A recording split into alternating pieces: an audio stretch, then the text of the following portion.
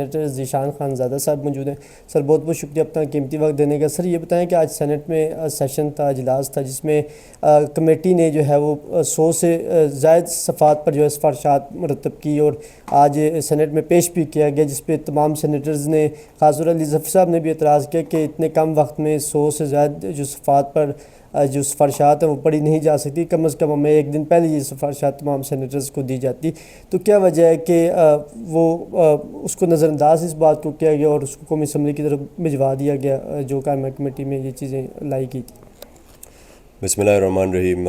سردار صاحب, بالکل جس طرح آپ نے کہا, قائمہ کمیٹی میں ہمیشہ ٹائم کم ہوتا ہے جو کہ سفارشات آتی ہیں وہ بیٹھتے ہیں, کیونکہ سینیٹرز کی طرف سے بھی ہوتی ہیں اور جو فائنانس بل ہوتا ہے اس کے اوپر انہوں نے بھی ڈیسیجن دینا ہوتا ہے ہر ایک شق کے اوپر. تو اب بات یہ ہے کہ ٹائم کی کمی تو ہمیشہ ہوتی ہے, لیکن اس کا مطلب یہ نہیں کہ آپ جو پروسیجر ہے تو اس کو اس طرح سے صاف شفاف اور اچھی طریقے سے نہ کریں. میرے خیال سے میں بھی اس بارے میں یہ ضرور کہوں گا کہ محنت ہوئی ہوگی سٹاف کے حوالے سے, اور باقی جو ہمارے سینیٹرز ہیں انہوں نے بھی, کمیٹی نے, چیئرمین صاحب سلیم مانڈی والا صاحب ہمیشہ محنت کرتے ہیں اور سمجھتے بھی ہیں کام کو, وہ بڑا انہوں نے اچھا کیا. لیکن آج جس طرح آپ نے دیکھا کہ اجلاس کے دوران جب میں اٹھا اور میں نے ڈپٹی چیئرمین صاحب سے ٹائم لینے کی کوشش کی اور میں نے کہا جی 1 منٹ کی میں نے بات کرنی ہے, تو اس پہ کوئی انہوں نے ٹائم ہی نہیں دیا. اور کوشش ادھر یہی رہتی ہے کہ جو خصوصی طور پہ جو کہ اپوزیشن ہے تو ان کو ٹائم نہ دیا جائے, ورنہ تو یہ تو سفارشات کی بات تھی. اور جو سفارشات میں نے ذاتی طور پہ ایز اے سینیٹر میں نے دیے تھے, جو عوام کی طرف سے ہمارے صوبے کے حوالے سے یا پاکستان کے حوالے سے کوئی چیزیں تھیں جس پہ میں بات کرنا چاہ رہا تھا, جو کہ مجھے لگتا ہے کہ کمیٹی نے اس حوالے سے ریکمنڈیشنز کے اوپر جو ہے تو شاید اس طرح سے ڈیلیبریشن نہیں کی, لیکن پھر بھی مجھے ٹائم نہ ملا. تو اس پہ جی میرا بھرپور احتجاج ہے اور ایسا نہیں ہونا چاہیے. ہمارا تو کام ہی یہی ہے سینٹ کا کہ ریکمنڈیشنز جائے, تو اگر ریکمنڈیشنز کے بارے میں بات نہ ہو یا جب وہ رپورٹ لے ہوتی ہے اس کے اوپر انہوں نے پتہ نہیں کتنے گھنٹے جو ہے تو بجٹ کے اوپر تقاریر کرائیں, ایک ممبر نے 15-20 منٹ تقاریر کی ہیں. تو آخر میں جب فائنانس کمیٹی سے فائنانس بل کے اوپر جو کہ سب سے ضروری حصہ ہوتا ہے بجٹ کا, جب اس پہ بات کرنے کے لیے ہم لوگ ادھر کھڑے ہوئے ہیں تو ہمیں ٹائم ہی نہیں ملا. تو یہ تو بس ایسی جی خانہ پوری ہو رہی ہے اور ربر سٹیمپ ہم بن رہے ہیں. میرا نہیں خیال کہ ان سفارشات کا کوئی پھر فرق پڑتا ہے یا ان کو عوام کی کوئی فکر ہے.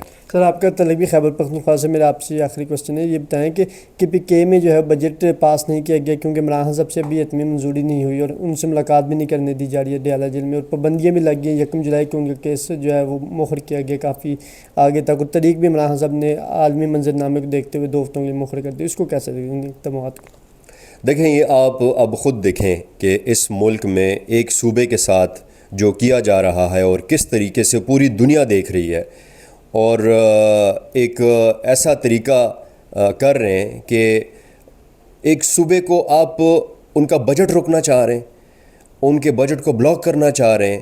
ایک صوبہ جدھر کروڑوں لوگ رہتے ہیں جنہوں نے ایک حکومت کو لے کر آئے ہیں, ایک مینڈیٹ کے ذریعے لے کر آئے ہیں, آپ نے ان کے رائٹ سے جو ہے تو وہ ختم کر دیے ہیں کہ وہ کوئی اگر ان کی کوئی ڈیمانڈ ہوتی ہے, کوئی بات ہوتی ہے, اور ظاہری بات ہے جس شخص کے نام پہ اس صوبے نے ووٹ دیا ہے اس کا تو حق بنتا ہے کہ وہ بجٹ میں دیکھیں کہ بجٹ میں ہے کیا, کیونکہ عوام نے تو ووٹ عمران خان کو دیا ہے.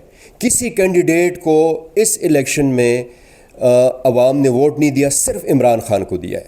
تو اسی لیے یہ عمران خان کا حق ہے کہ اگر انہوں نے کہا ہے کہ جی میں نے بجٹ دیکھنا ہے اور اپنے عوام کے لیے اور ان کی بہتری کے لیے انہوں نے جو ریکمنڈیشن دیتے ہیں, اگر ہم سینٹ میں یہ عوام دوست بجٹ ہے تو کیا واقعی یہ عوام دوست بجٹ ہے جس کے سفارشات آتی ہیں اور اس کے لیے ایک دن پہلے بھی سینیٹرز کو نہیں بتایا جاتا اور اچانک جو ہے اس کو پھر قومی اسمبلی کی طرف بھیج دیا جاتا ہے؟ بسم اللہ الرحمن الرحیم. آپ نے صحیح کہا, جیسے ہماری leader of the opposition Shibli صاحب نے اعتراض کیا. انہوں نے یہ کہا, پہلے تو انہوں نے سرایا کے جو فائنانس کمیٹی تھی اس میں سلیم مانڈی والا صاحب نے بہت تعاون کیا, اور ساری جتنی بھی تحفظات اور جتنے بھی تجاویز تھیں انہوں نے اس پہ سب بہت ڈیٹیل کام کیا. اور جو ایک ریکوائرمنٹ ہوتی ہے وہ یہ ہوتی ہے کہ before the report of the budget is laid in the senate, اس کو انہیں لیڈر آف دا اپوزیشن کو دینا چاہیے تھا, جس کی وجہ سے وہ ہم جو لوگ ہیں اپوزیشن میں بیٹھے ہیں, ممبرز ہیں, ہم سارے سینیٹرز ہیں, ہم کو آگاہی ہو.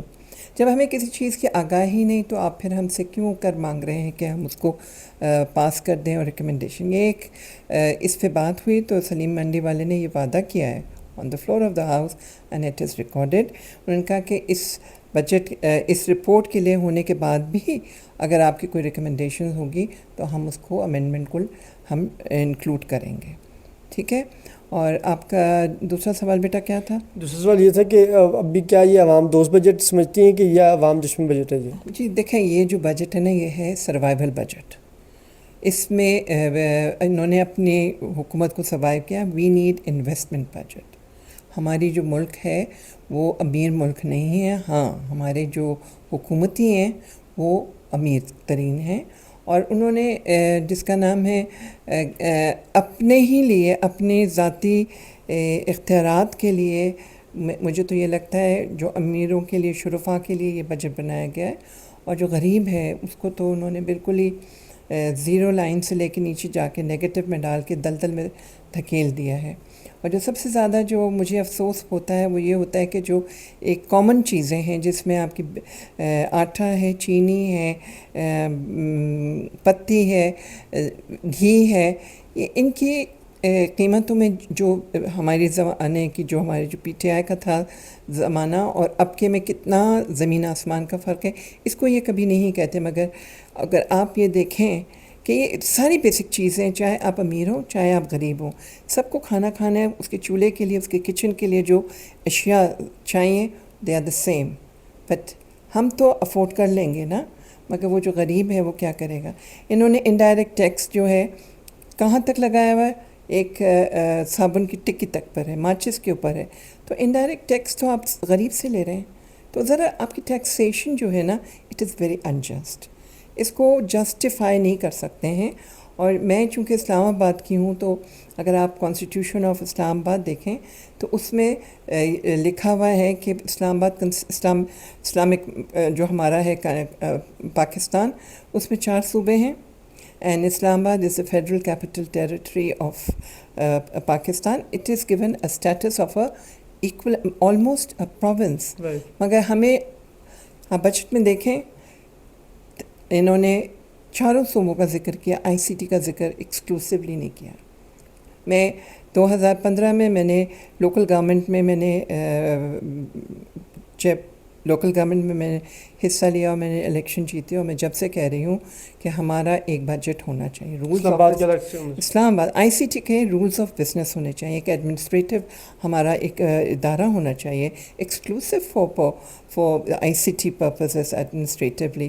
But we are merged with mafia ہی ہے سی ڈی اے, تو اس کے ساتھ کر دیتے ہیں ہم, اس کے اوپر چل رہے ہوتے ہیں, وہ ہمیں کیا دے گا یا نہیں دے گا. اسلام آباد کو بہت زیادہ اس کا حق نہیں مل رہا ہے. لاسٹ میں بتا دیں کہ عمران خان صاحب نے کے بجٹ پاس ہونے کا کہا کہ وہ اس وقت تک پاس نہ کیا کہ جب تک جو صوبائی وزراء ان سے ملاقات یا شبلی صاحب آ کر ملتے نہیں ہیں, ان کو مفصل بریفنگ نہیں دیتے تاکہ وہ بھی کوئی اپنی گزارشات کوئی اپنی ہدایات دے سکے پارٹی کو. اس وجہ سے کیا کہیں کہ پی کے نے ابھی تک بجٹ وغیرہ پاس نہیں کیا. بالکل دیکھیں ہر جگہ یہاں پر بھی جب ہم نیشنل اسمبلی میں ہم سینٹ میں ساری پارٹیوں نے مل کے اپنا کیا, اور سب کے لیڈرز جو تھے پارلیمانی لیڈر تھے ان کی ساری مشاورت سے ہوا. تو کے پی کی ہے کس کا صوبہ, پی ٹی آئی کا صوبہ ہے, کس کو ووٹ ملا ہے, عمران خان کو ملا ہے. تو جب یہ بغض عمران خان میں یہ ساری باتیں جب آپ ان کو موقع نہیں دے رہے ہیں, ان کا بجٹ نہیں پاس کروانے دے رہے ہیں, یہ ان کا حق بنتا ہے خان صاحب کا, کیونکہ انہوں نے بڑی محنت کی ہے. اور ہم کتنے کنزیکٹیو ہم ٹائم سے ہم کے پی کے میں حکومت کر رہے ہیں, کے پی میں تو یہ تو حق ہے خان صاحب کا کہ وہ کہہ رہے ہیں کہ بھائی مجھے دکھاؤ اس میں کون سا وہ کچھ ایسی بات کر دیں گے جس سے ان لوگوں کو نقصان ہوگا. وہ تو اپنے صوبے کے لیے جو ہمارا صوبہ ہے جو مختص ہو گیا ہے آئیڈینٹیفائی ہوتا ہے کہ یہ صوبہ پختون کا ہے, یہ پی ٹی آئی کا ہے. تو ایک مطلب ایک حقیقت ہے نا, گراؤنڈ ریالٹی ہے. تو پھر اگر ہمارے لیڈر کو اگر آپ ایکسیسیبلٹی نہیں دیتے تو یہ تو پھر کانسٹیٹیوشنلی میرے حساب سے اور ایتھیکلی, اس سے زیادہ ایتھیکلی ایک انسانی طور پہ جو ان کا حق ہے ان کو بے حق نہیں کرنا چاہیے. اور جلد از جلد موقع دیں, وہ لوگ بات کریں تاکہ بجٹ پاس ہو. آگے فسکل ایئر ہمارا 1 جولائی سے شروع ہو رہا ہے. تو کے پی کے لوگ کیا کریں گے؟ 1-2 لوگ تو نہیں